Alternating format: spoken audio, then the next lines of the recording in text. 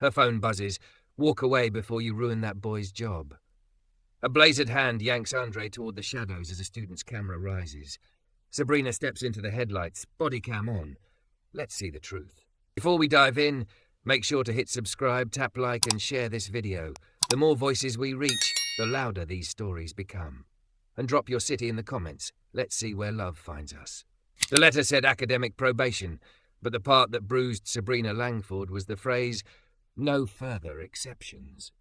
It crawled off the page and sat heavy in her chest as she left the dean's office, heels clicking too loud on a floor her family had donated.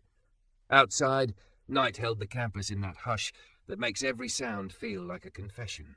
She passed the engraved plaque, Langford Hall, and couldn't help thinking how her last name glittered better on granite than it did on transcripts. Her phone vibrated. "Dad, dinner at 8. We'll discuss your plan." No question mark. No I love you. Just a summons, like a board meeting she was supposed to chair without knowing the agenda. She didn't go home. The penthouse had the kind of view that made people forgive anything, but views didn't tutor you. She drifted toward the only building still lit, the library, where a side door gave with a sigh and let her into warmth and lamplight. There, among shelves that smelled like paper and old coffee, she met him. A young black man in a grey custodial polo, clean-lined and steady, his hands rough from work but careful with a book like it was living. "Library's closed," he'd said at first, and then it wasn't, because he answered a simple question. "What are you reading?" With the kind of answer that cracked something open inside her. Topology. For fun. Who does math for fun on a night shift? Someone who didn't seem to mind that she was built like a headline, thick hips, full thighs, all the curves people whispered about in bathrooms, and who met her eyes as if they were the most interesting part of her. Andre. That was his name. Maintenance. Nights. Used to be a physics student here until life demanded rent and hospital co-pays instead of office hours. He drew 2 slanted lines on index cards to show her supply and demand, then slid them together at the corner like 2 people agreeing to meet. Every graph is a story. Learn the people, not the picture, he'd said. It shouldn't have felt like a rescue. But it did. She walked out into the midnight air with the paper folded in her bag and a feeling she hadn't owned in months, maybe years. Not certainty. Not yet. Just possibility, shaped like a door someone had pointed out and said, "Try this one." She sat on the library steps, letting the cool air dry the heat in her face. Her father called. She watched it ring out. The word plan had always meant perform. For the first time, plan could mean learn. At home, the elevator opened into glass and marble, and a quiet that echoed. Her father was still at the office, a relief and a delay. She stood in the kitchen, hands on the counter. The city stretched like circuitry beneath her, and let the day replay in hard cuts. The dean's measured pity, the plaque, Andre's thumb pressing 2 cards together. She didn't sleep so much as drift in and out of dreams where numbers turned into faces and asked to be understood. She woke before her alarm, bundled herself into leggings and a hoodie, and went for a run she didn't want. Her body, lush and strong, had never been the problem and always the conversation. She ran until her lungs pricked, until the rhythm drowned out the chorus of voices that had become her soundtrack. You have every advantage. You're just not trying hard enough. She was trying. She just didn't know how to understand. Classes were a smear. Lectures she half heard, notes she pretended to take. A study group where a girl with a sleek ponytail said, "It's just supply shifts. It's not that deep." And Sabrina wanted to say, "If it's not that deep, why do I feel like I'm drowning?" She left early. Bought 2 iced coffees because it felt like hope required fuel. Stopped at a bookstore off campus and ran her hands along spines until a slim art book pressed against her palm. The stories paintings tell. She added a pack of blank index cards to the pile. At 11 that night, she slipped back into the library. Andre was there like the night had saved a place for him. He had 1 earbud in, a rag in his back pocket, and the same quiet focus that made him look a person who didn't waste words. "You came back," he said. "A statement, not a question. I brought art." She held up the book like a peace offering, and cards and bribes. She wiggled a coffee. He smiled, dimples and all, and accepted the coffee with a nod of thanks that warmed her better than caffeine. He gestured toward a table tucked between stacks where they could hear each other breathe if they wanted to. "Okay," he said, sitting. "Pick a painting." She opened to Caravaggio, light carving out a face from dark. "I like this." "Why?"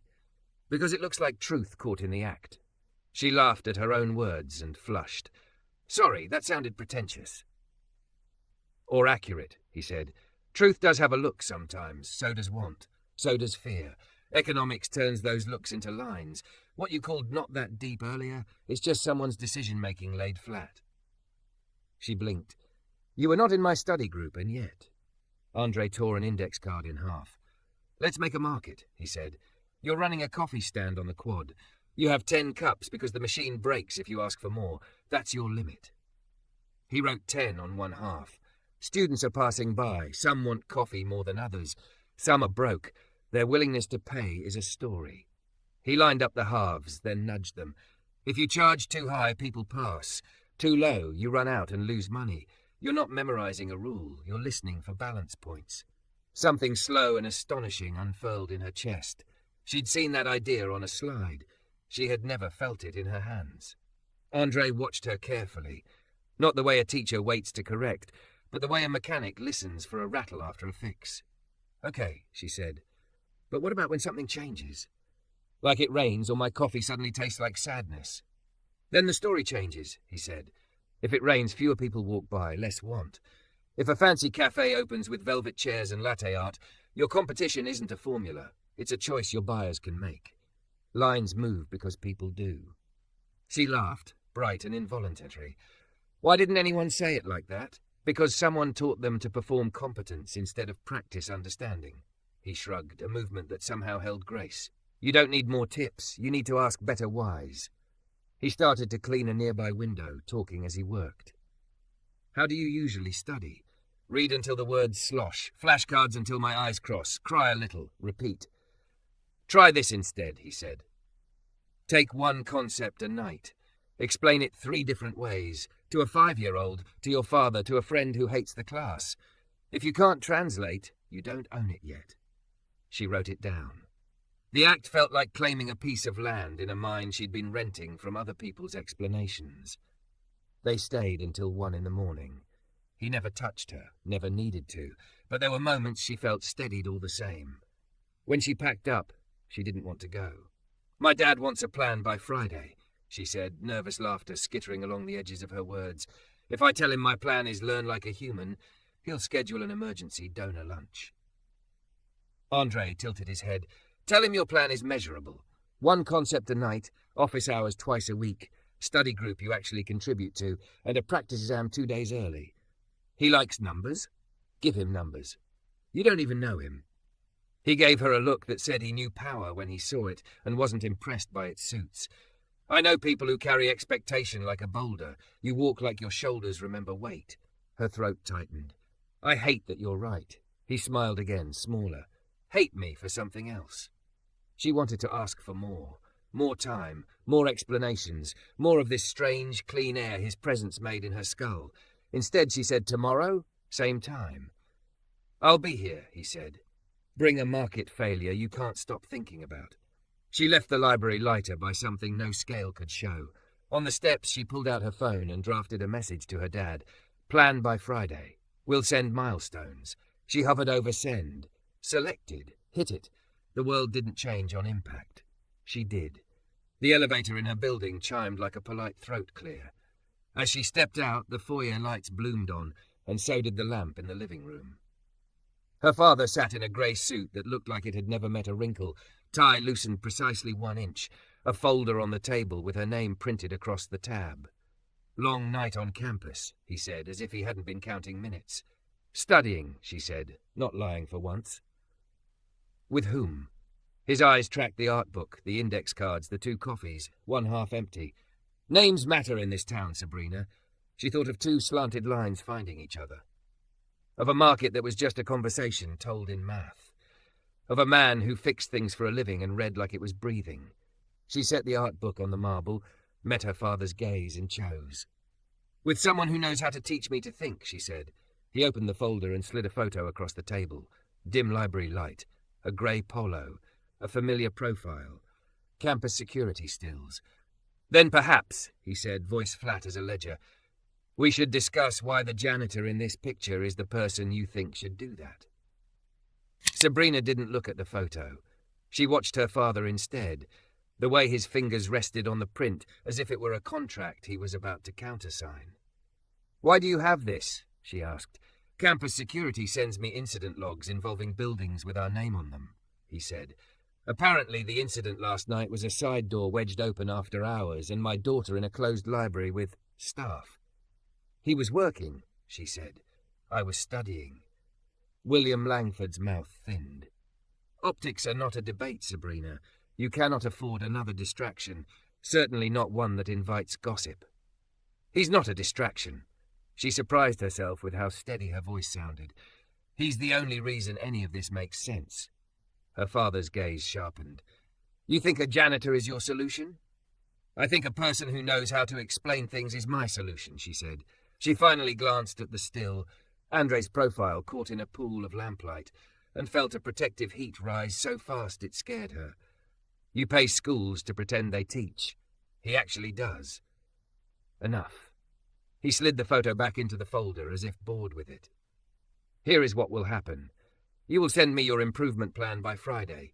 You will attend the tutoring centre the university provides. You will not meet alone with any member of staff who is not faculty. If I hear otherwise... If you hear otherwise, what? She was shaking now, but anger steadied the tremor. You cut me off? You pull a building? You teach me that learning is obedience? He looked tired in a way that made her chest hurt. I teach you that the world has rules. Mine is that Langfords don't become scandals. Then maybe a new rule, she said quietly. Langfords learn. For one breath, the air between them felt like a thin sheet of glass. Then he nodded once, clipped. Plan. Friday. Measurable milestones. Good night. She paced her room until the city unspooled from glitter to grey. When she couldn't stand herself, she texted a single line, "We need to be careful," and put her phone face down. Seconds later, a reply, "Always." Tomorrow? She typed, "Yes." Market failure. A small bubble. Good. Bring a painting that lied to you. The morning made a critic of her courage. In class, she wrote her plan in the margins of a syllabus. 1 concept each night, 2 office hours a week, 1 practice exam 2 days early. She emailed it to her father and expected questions that would grind her bones. He wrote back in minutes, acceptable. Add a weekly report Sunday 6 p.m. She stared at the line. It was a leash and a lifeline both.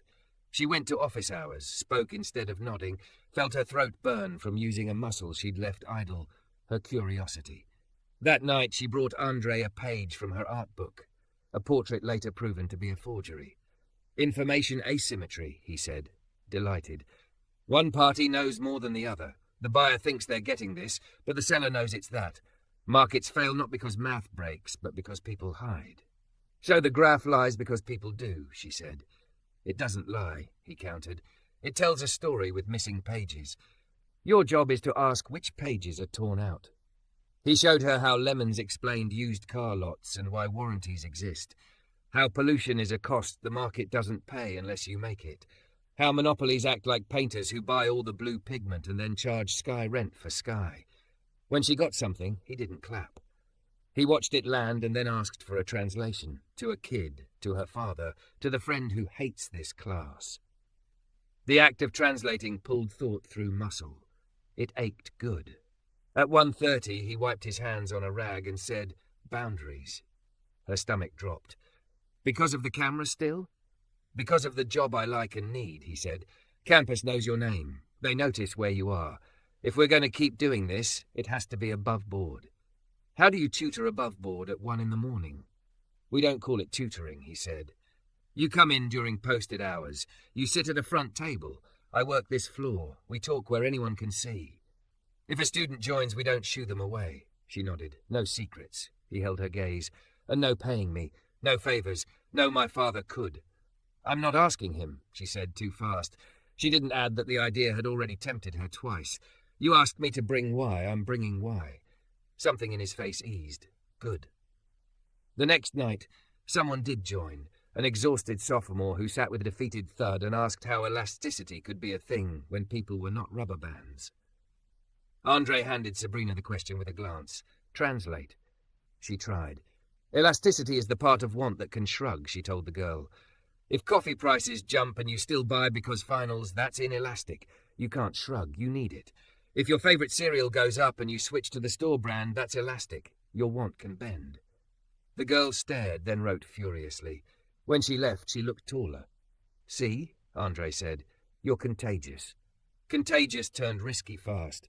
By Friday, Sabrina was making sense of deadweight loss and writing an email to her father that didn't feel like a plea. She hit send at 5:59. At 6:12 he replied, proud of measurable progress. Keep to plan. The word proud boxed her breath. She almost sent it to Andre. She didn't. The warning came an hour later anyway. Andre arrived to the library in his grey polo and found his supervisor waiting with a clipboard and the look of a man who doesn't enjoy what he's about to do.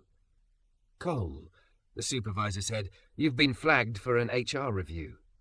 On what grounds? Andre asked, already knowing. Boundary concerns with a donor's family, the man said, colour rising to his ears. They're calling it fraternization with a student. You'll be on paid leave until we sort it. Sabrina had walked in behind him in time to hear paid leave. She felt something hot and stupid explode under her ribs. He didn't do anything wrong, she said, stepping closer. He was working, I was studying. You can ask anyone at the front desk. We were never. The supervisor lifted a hand. Miss Langford, I appreciate you, but the request came from risk management. My job is to follow process. Whose process? She demanded. My father's.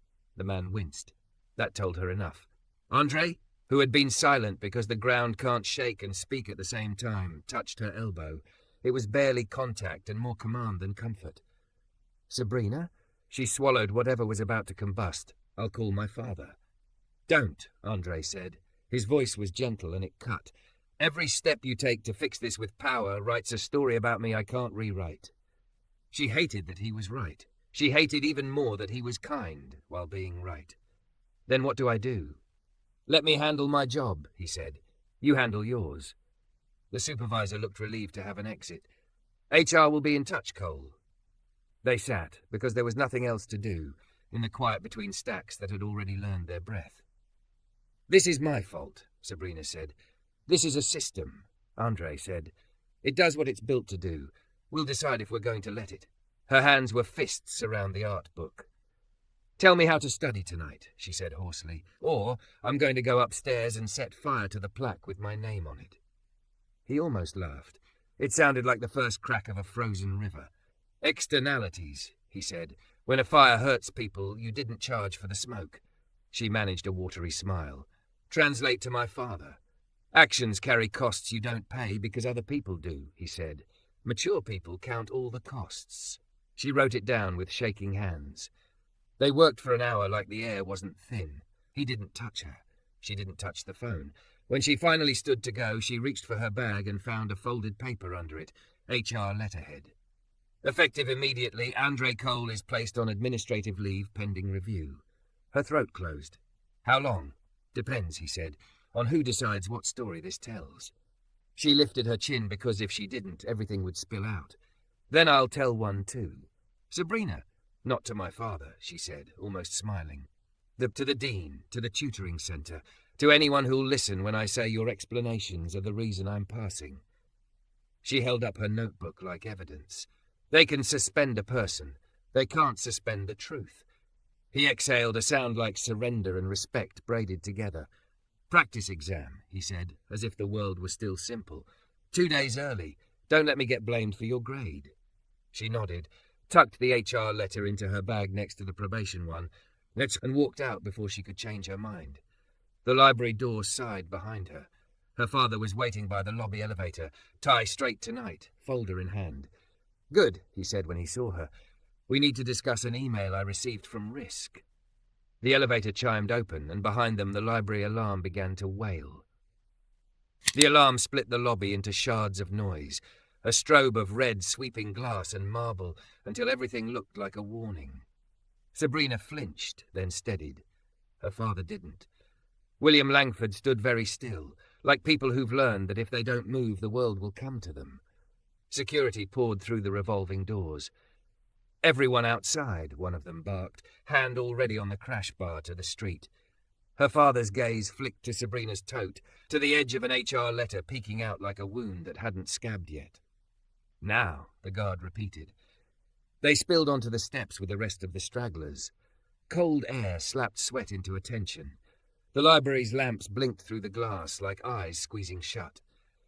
Staff gathered in clusters, a ring of circulation clerks, 2 student workers wrapped in matching hoodies, a knot of maintenance guys in grey polos. Andre was with them. He stood a little apart, hands in his pockets, shoulders squared, a man trying to take up exactly his share of space and no more. His eyes found hers across the crowd, the way magnets remember each other. She took a step before she knew she'd moved. Her father's hand closed around her wrist, gentle, firm, the way a seatbelt catches. "Optics," he murmured. "People," she said back, low and shook free. She crossed the steps, hips cutting through the current of bodies, her cream sweater dress no armour at all, and somehow enough. 2 security officers shifted to intercept, then thought better of it when they recognized her face from a wall inside the building. Andre's mouth twitched at the corner. It cost him. "You okay?" he asked. "I'm not the one on leave," she said. "Are you?" "Still am. We're outside because a backdoor tamper sensor tripped. Reset failed. They'll blame a hinge. They'll blame a story," she said, and exhaled a laugh that wasn't one. "They always do." He glanced over her shoulder toward the man in the charcoal coat, watching like a hawk who'd leased the sky. "Your father's here. He gets emails before fire alarms finish a sentence." Andre's eyes softened, then sharpened. "Sabrina, practice exam. Do it tomorrow. 2 days early. You just got yanked off your job and you're telling me to schedule a test? I'm telling you not to give them an easy version of this story." His voice was quiet steel. "If risk management can paint me as a distraction, your grade can be the brush." Miss Langford, a security captain, said suddenly at her elbow, voice full of the customer service edge that meant donor. "We need to keep foot traffic clear." She was leaving, Andre said calmly, already stepping back, taking himself out of the frame like a courtesy. We all were. He moved, and the distance hurt more than it should have. Sabrina returned to the steps, where her father gave her a look like a closed door. "I didn't call HR," he said before she could accuse him. "Risk flagged exposure. A donor liaison carried the ball." "Because of me," she said. "Because of you," he agreed. "And him. No venom there, just assessment." "I'm scheduling a practice exam," she said. "Good," he replied, something like relief cutting through the flint. "Sunday at 6, I expect your report." "Maybe I'll bring you a graph," she said, "with people in it." His mouth almost moved. The alarm died, leaving a ringing that wasn't in the building. They were allowed back inside. The night reassembled itself with the fragile seriousness of a place that had just imagined burning down. She showed up at Dean Keegan's office at 8:01 the next morning, sleeper roomer, hair in a loose twist that refused to obey pins, thick sweater, dark jeans, boots that made her feel planted. She did not sit until invited. "I'm told you're early for things, Miss Langford," the dean said, gesturing to a chair. He looked more human at this hour, coffee steam fogging his glasses, tie not yet in full noose. "I'm told I'm late for everything that matters," she said, and handed him 2 sheets, her measurable plan and a statement that refused to be a complaint. It was testimony. How a night shift maintenance worker had shown her that graphs are people and that questions are tools. "I'm not asking for favors," she said when he finished. "I'm asking for structure. Make what we're doing visible. Turn it into a program so HR can stop pretending it's a backroom secret. A front table learning hour anyone can join. No pay, no perks, just permission. And," she swallowed, "ask the tutoring centre to observe me. I'll translate a concept 3 ways, on record. If I can't, I don't pass." The dean set the papers down and regarded her as if he'd been waiting to see if she'd grow into this kind of spine. "Risk will say liability," he said. "I say education. Which one wins? Depends which one knows its why." He tapped the plan. "You've done your homework, Miss Langford. I'll meet Risk halfway. We'll make the library's front table an open study zone from 10 to midnight. Staff may speak to students in that zone about general academic skills, provided conversations are observable and not one-to-one. That gives HR cover and you a path." "And Andre?" she asked. "Mr. Cole is under HR review. I can't interfere with process. I can..." He chose his words, solicit statements of academic impact from students willing to submit them voluntarily. Voluntarily, she repeated. So it's not a petition. It's not a petition, he agreed and looked directly at her. It will read like one. She left with the policy draft in her inbox and a small fierce animal pacing under her ribs. She didn't text Andre. She didn't tell her father. She went to class, raised her hand twice, failed once, tried again. At 10 that night, she sat at the library's front table under a sign the dean's assistant had printed in an hour. Open study. Concept translations welcome.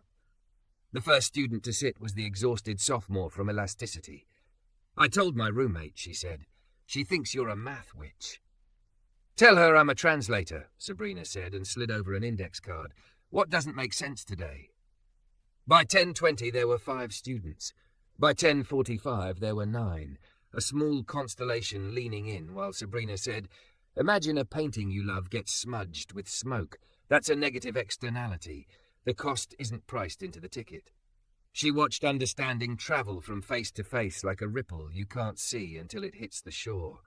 Her body, which had spent years being the first thing people decided about her, became an instrument for something else, a voice that could turn edges into handles. At 11:03, a grey Polo paused near the stacks. Andre. He didn't sit. He didn't approach. He changed a bulb in a ceiling can that didn't need changing and listened like a man through a door. Sabrina didn't look up. She did not call attention that would cost him. She explained adverse selection using a forged portrait and then made everyone explain it back. To a kid, to a parent, to a friend who thinks econ is a prank. Laughter took the edge off fear. Learning climbed over it. At 12:02, she closed the session and wrote a summary email to the dean. Attendance, concepts, where she'd stumbled, what she'd fix. She typed, people learned. She deleted it. She typed, students could translate. She sent. Saturday morning, she knocked on the TA's office door and scheduled her practice exam for Sunday at noon. You sure? He said, startled. It's optional. So is drowning, she said. She studied like it was craft, not penance. 1 concept at a time. 3 translations. Art first, then numbers, then a story you could tell someone standing in line for coffee without making them hate you. When panic started its old dance, she wrote why across the top of the page and refused to move on until she could answer it without waving her hands. At 11:57 Sunday, she sat in a small testing room that smelled like dry erase and disinfectant, a single proctor at the front scrolling a phone. She put her palms on the cool laminate and pictured the open table, the way the sophomore's posture had changed when something clicked. She pictured Andre lifting a light into place and making a room bright without anyone thanking him for it. The exam wasn't easy, it was clear. Supply shocks read like weather reports now. Taxes didn't look like trick questions. They looked like choices. She told stories in the margins so the math would have somewhere to live. When she turned it in, her hands shook, but they weren't empty. Her phone buzzed as she stepped into the hall. Dad, weekly report? She sent it. Measurables, attendance, office hours, the practice exam, the open table. She waited for a lecture that would pry her ribs apart. His reply. Proud of the structure. Keep the front table observable. Don't give risk ammunition. A pause. Another bubble. If Mr. Cole wants to do this legally, he should apply to the tutoring centre when positions open. I'll make sure they notice his file. That's as far as I go. She leaned back against the cool cinder block and let that be what it was. Not rescue, not sabotage, something like the world admitting an inch. Her inbox chimed again. HR scheduling. Miss Langford, we've set a time for your interview regarding Mr. Cole's review. Monday, 3 p.m, administration 4B. She walked to the library because her feet had opinions. Andre wasn't on the floor. Of course he wasn't. Administrative leave was a vacuum. The front table sign was still up.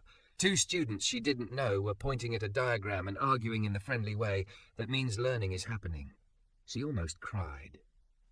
Monday arrived like a train. She dressed in navy, clean lines, no apology, and gathered what she had. Her plan, her summaries, 3 student statements printed and signed. She didn't tell her father the room number. He didn't ask. She walked herself to Admin 4B, heels ringing down a corridor that normally only echoed for men in suits. Inside, a long table, 2 HR reps she'd never met, the dean invited for context. a legal observer from Risk, ready to translate anything human into policy, an empty chair labelled Mr. Cole, and at the head of the table, flipping open a pad with surgical neatness, sat William Langford, not as father, as chair of the advisory board for campus safety and Risk. Miss Langford, the senior HR rep, said, "Thank you for coming. Before we begin, you should know we've received a new submission." She set her documents down without looking at him. From whom? The rep slid a colour print across the table, a zoomed-in photo of the open study table at 10:38 p.m. Sabrina explaining with her hands, students leaned in, a grey polo a blur near the stacks like a ghost. From an anonymous donor representative, the rep said, alleging an inappropriate relationship and the circumvention of university policy. Sabrina didn't touch the photo. She looked directly at the man at the head of the table. "Are we going to talk about optics?" she asked, voice steady, "or are we going to talk about learning?" The HR rep's smile was the kind that sealed envelopes. "We'll talk about both," she said. "Miss Langford, describe your interactions with Mr. Cole." Sabrina folded her hands to keep them from telling on her nerves. "They began as casual exchanges when I studied late and he worked the floor. I asked questions about concepts. He answered in general terms. When HR flagged it, we moved into the Dean's open observable study zone at the front table. No pay, no favours, no secrets. And before the front table policy existed, same content, less structure," she said, "which is why I asked the Dean to formalise it." The Risk observer clicked a pen. Campus policy prohibits one-on-one meetings between staff and students after hours, particularly when donors are involved. Policy also requires the university to support student learning, Dean Keegan said mildly. "We're attempting to harmonise those." William Langford, immaculate as a courtroom, interlaced his fingers. "We'll keep this on policy, not personalities. Miss Langford, have you met privately with Mr. Cole in closed spaces?" "Never in a room with a door shut, always on the library floor. Lights on, people coming and going," she said. "We didn't hide because we weren't doing anything that needed hiding." "Did you initiate contact?" the HR rep asked. Sabrina thought of the night she'd watched slide a book off a shelf like it might purr. "Yes," she said. "I asked for help understanding, not for answers to tests, for ways to think." "Do you have evidence that these interactions improved academic outcomes?" the Risk observer asked, pouncing on a script. Sabrina slid 3 sheets across the table, signed statements from students who'd sat at the front table. She made elasticity make sense. I stopped memorizing and started translating. I asked a question without feeling stupid for the first time this semester. "Those are about Miss Langford," the observer said. "We're evaluating Mr. Cole." "Mr. Cole taught me to teach," Sabrina said, steady now. "If you're looking for a line he crossed, it isn't there. If you're looking for value he created, it's everywhere." The HR rep turned to the Dean. "Do you endorse the front table model?" "I do," Keegan said, "because I've watched a donor's daughter turn into a student who can translate deadweight loss to a 5-year-old and to a board chair. We should be so lucky to replicate that." The board chair line sat between Sabrina and her father, warm as a dare. William's gaze didn't flinch. "Appreciated, Dean," he said. He pivoted back to HR. "We also have a duty of care. Recommend the action you think protects the institution without punishing lawful behaviour." HR consulted a page she'd already decided on. "We recommend 1. A no-contact directive between Miss Langford and Mr. Cole outside observable group settings. 2. Reassigning Mr. Cole to a different building to avoid appearance of impropriety. 3. A final written warning in his file regarding boundary awareness. 4. Continuation of administrative leave pending reassignment logistics." Sabrina stared. "A warning for doing what you're now calling permissible at the front table?" "It's not retroactive permission," Risk said smoothly. "It's a mitigation for future exposure." Dean Keegan's tone stayed cool. "You want to sanction the path we took to comply with the policy you're now writing?" "Dean," William said, quiet as a gavel, "we will not impugn process. HR, your no-contact clause must be specific. Outside observable group settings include stairwells, backrooms, after-hours aisles." Sabrina felt heat rise. "You're writing a fence around a library," she said. "Around people." "I'm writing clarity," her father said. Then, almost gently, "Clarity protects the people too." The HR rep slid a printed form across the table, acknowledgement of directive, with 2 blank lines for signatures. Mr. Cole isn't present, Sabrina said. The empty chair with his name felt like a mouth that had been covered. He'll receive a separate meeting, HR replied. Today we're documenting your understanding of the boundary. William's eyes moved to her, and for a second, the board chair was just a father who had watched a girl learn to walk. If you believe in the open table sign, it keeps it alive. Sabrina scanned the language. No one-on-one visible zones, no closed doors, no communications that bypassed public channels during work hours. Her pulse thudded at the line about communications. She and Andre mostly texted logistics. Boundaries were rational. They also hurt. She signed. The pen didn't shake. Good, HR said, relief leaking out. We'll circulate the Dean's policy memo. Mr. Cole's reassignment, pending his meeting, will place him on the engineering quad. That's 3 buildings away, Sabrina said before she could stop herself. And well within employment rights, Risk said briskly. We'll notify him by end of day. William straightened his notes.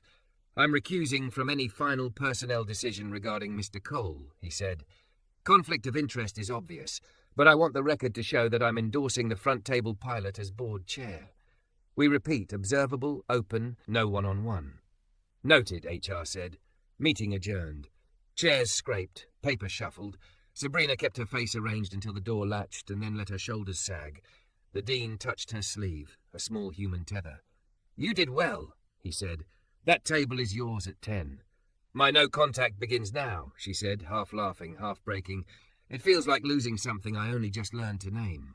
Boundaries aren't a verdict, the Dean said. They're the price of keeping a good thing visible. In the hallway, William waited. Seeing him out of the head chair loosened something.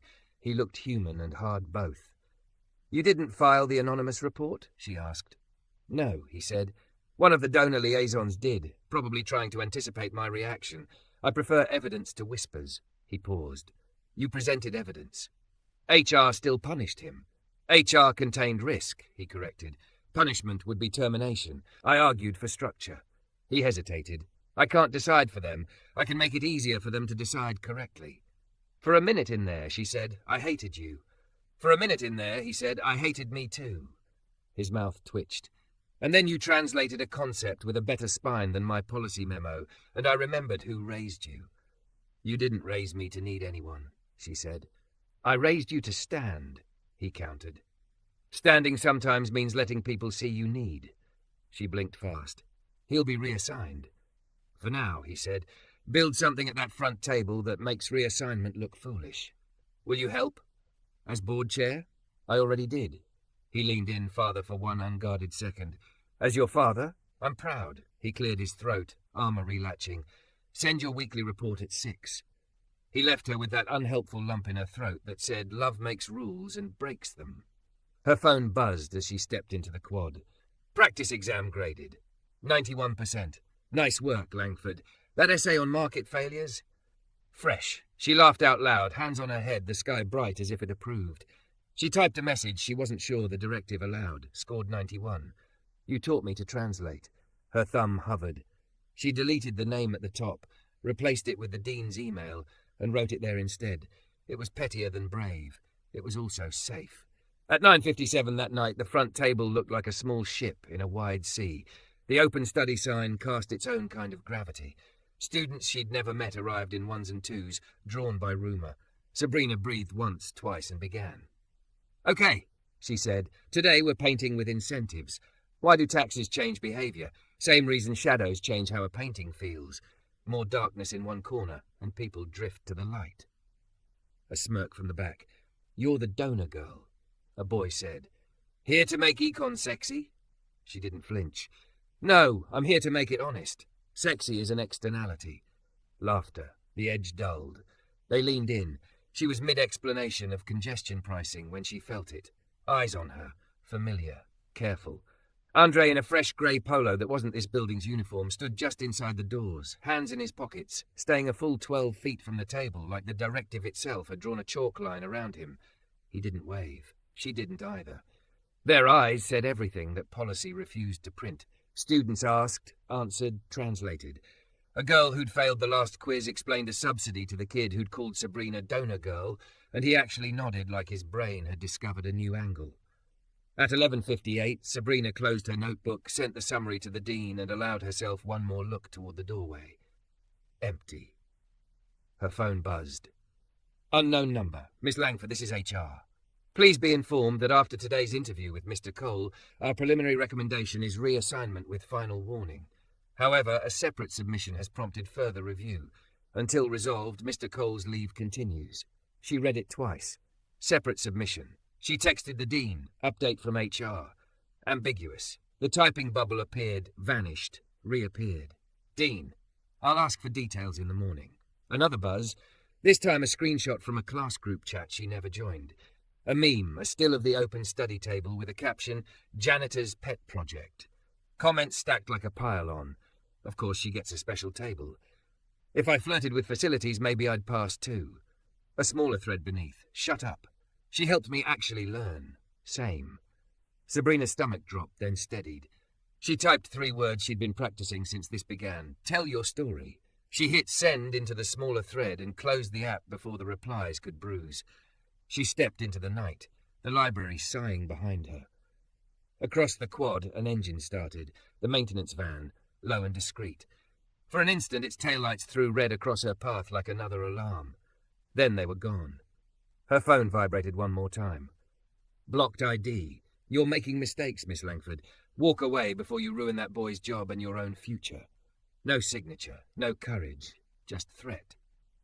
She stood very still under the halo of a lamppost, thick and unmissable, and done apologizing for being seen. She saved the message, forwarded it to the dean, and after a long breath, to her father. Then she turned back toward the library doors and the front table that looked small and stubborn and exactly like a beginning. Behind her, the van braked. Tires squealed. A shout cracked the night. And Sabrina spun on her heels to see 2 silhouettes at the service drive, one jerking another by the arm toward administrative offices, while a third figure stepped out of the shadows, phone raised, recording. The maintenance van lurched to a stop at the service drive. One silhouette, square-shouldered, in a blazer that didn't belong to Midnight's, had another by the elbow and was hauling him toward admin like contraband. The third figure, hoodie up, phone high, filmed with both hands. "Hey!" Sabrina's voice cracked across concrete. Her boots hit the slope hard. She ran the way you run when fear has already decided for you. "Let him go!" The blazer turned, annoyed that a problem had found a name. Andre's face flashed in the van's brake lights. Calm, jaw set, arm twisted just enough to hurt. "Back away, Miss Langford," the man said, as if giving an order at a gala. "University business." "HR business shouldn't happen in the dark," the hooded student said, voice steady behind the phone. It was the exhausted sophomore from Elasticity, defiant and shaking. "We're in a public passage. I'm allowed to record." "Put that away," the man snapped. "Yanking Andre again. This isn't for students." Andre's eyes flicked to Sabrina. "Don't pour gasoline, please," and that gentled her fury into precision. "Sir," she said, low and formal, "identify yourself." He hesitated a fraction too long. "Donor relations." So the anonymous liaison had a face. "You sent the janitor's pet meme?" the student asked, audacity blooming now that she heard her own courage out loud. "From your ghost account?" Your number slipped in the metadata. "You're sloppy." The man went pale, then red. "This university has policies, and a front-table rule you're ignoring," Sabrina cut in. "All interactions visible. This isn't." A guard rounded the corner at a jog, drawn by the van and the raised voices. His hand hovered near his radio until he recognized Sabrina and dropped a notch. "Everything all right here?" "No," the student said. "This guy grabbed him." The guard's jaw worked when he saw Andre's arm. He wasn't one of the ones who sneered. "Sir, release him." The liaison did, reluctantly, like a man setting down a narrative he liked better. Andre stepped back, rubbing his elbow, eyes on the ground until he could trust his face. Headlights washed the drive, sleek, black, familiar. William Langford's car slid in and stopped clean. He took in the scene in one measured sweep. His daughter, the man she was going to fight for, whether he liked it or not. A liaison with guilt sweating through his collar, a student with a phone held like a flare. "Record," he told the guard, not looking away from the liaison. "Body cam on." "Names." The guard tapped a button on his shoulder. Sabrina could feel the world retitling the scene. Not scandal, not optics, evidence. "I have a blocked message," she said to her father. breath still ragged, threatening me to walk away before I ruin that boy's job, sent 10 minutes before this. Preserve it, William said. Dean, he added as Keegan trotted into view, tie askew, pulled from bed by a string of frantic calls. We are recentering jurisdiction. No more driveway justice. Keegan nodded, eyes on Andre. Mr. Cole, are you hurt? My pride, Andre said, which was how a man tells a room he won't give them tears. Inside, William said, opening his car door like a judge opens court. Conference room. Lights on, witnesses present. We do this with rules. They walked as a strange procession. Father, daughter, dean, guard, student, liaison, Andre, his shoulders squared against the kind of wind you can't see. In the fluorescent chill of a conference room, the guard's body cam blinked. The student propped her phone across a water pitcher. The liaison adjusted his cuffs as if tailoring could erase tape. Keegan set the front table policy printout in the middle like a candle. We'll be narrow, he said. Miss Langford, present your evidence. She forwarded the blocked message to the dean, to HR, to the guard's case file. The student queued up screenshots she'd already grabbed from the group chat, handles correlating to a campus email visible in a sloppy crop, the same alias used in a donor communications Slack. The guard uploaded bodycam feed to a case number. That account is not mine, the liaison said too quickly. William's eyebrow moved like a guillotine. Our forensics team will verify. In the meantime, answer a simpler question. Why were you laying hands on staff? I requested Mr. Cole come with me for a clarifying conversation, he said. He declined. He's on leave. He should not be on campus. He was dropping a toolbox at the shop, the guard said quietly. We logged it. The liaison's lips thinned. His beautiful certainty was leaking. Here's the economic translation, Sabrina said before fear could talk her out of it. Information asymmetry meets incentives. You had more knowledge than the average student. You used it to create a narrative that served your department. Protect donors at all costs. By vilifying someone who didn't fit your comfort. You created negative externalities, harm borne by students, staff, and the integrity of the learning space. The policy we wrote together is a mechanism design. Rules that produce better outcomes by making good behavior the easiest behavior. Dragging a man in the dark is the opposite of that. Silence spread, clean and stunned. The student lowered her phone a fraction. What she said, she added, because sometimes echo is a kind of amen. William didn't smile, but something like one flickered in the way his shoulders lowered. HR will finish the process, he said, voice all business. Effective immediately. Mr. Cole's administrative leave continues only until we verify the liaison's communications. Mr. Cole, you will not be reassigned by donor request alone. Dean, draft a temporary appointment, academic skills fellow, placing Mr. Cole at the front table during open hours under your office. Pay him, protect him, evaluate him like you would any candidate with talent and a non-traditional path. The liaison sputtered. You can't. I can recuse and recommend, William said, which is what I'm doing. Risk is not a cudgel, it's a lens. Use it to see where we're breaking the wrong things. Keegan rubbed a hand over his face, relief and resolve sharing the same breath. Consider it done. Andre stared at the tabletop, breathing slow, as if recalibrating his balance to stand in a room that had just tilted. Mr. Cole, the dean said gently, will you accept the temporary appointment while HR completes its work? Andre lifted his eyes. They were tired and bright. If it means I can keep explaining why the lines move, he said. Yes. Then we'll build around that why. Keegan replied. The guard clicked off his body cam. The student finally lowered her phone. The liaison sat, small suddenly in a suit that had assumed a future. Outside, the night remembered it could be gentle. The conference room emptied in twos, then ones, leaving Sabrina and Andre last by the door. She touched the frame with her fingertips, because the no-contact directive was an invisible fence she now knew by heart. You don't have to thank me, she said. I wasn't going to. He deadpanned and she almost laughed, so close to tears she could taste salt. He softened. I was going to say you translated risk to people in a room built for policy. You made them see.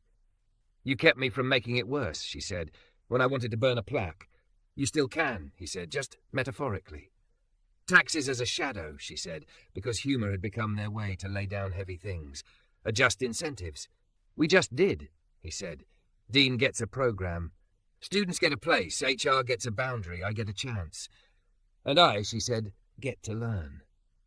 His gaze dipped to her hands and back to her eyes. You also get sleep, he said. Midterm is Wednesday. I hate that you're right.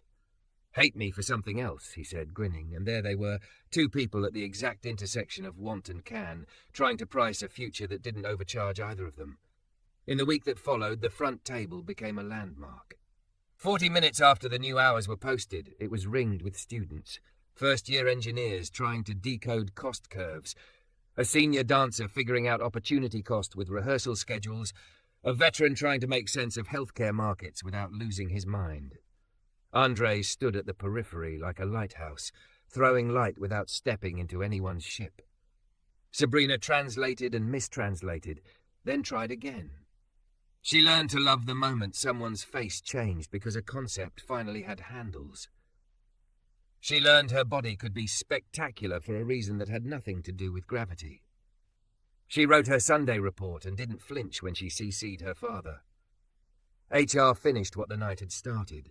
The forensic report traced the anonymous account to the liaison's device. The blocked message matched his number, routed through a burner app. He resigned before termination paperwork could find him. Risk retreated from the shadows and into the policy it was supposed to serve. On Wednesday, Sabrina took her midterm. The numbers didn't sing. They listened. She wrote answers like stories.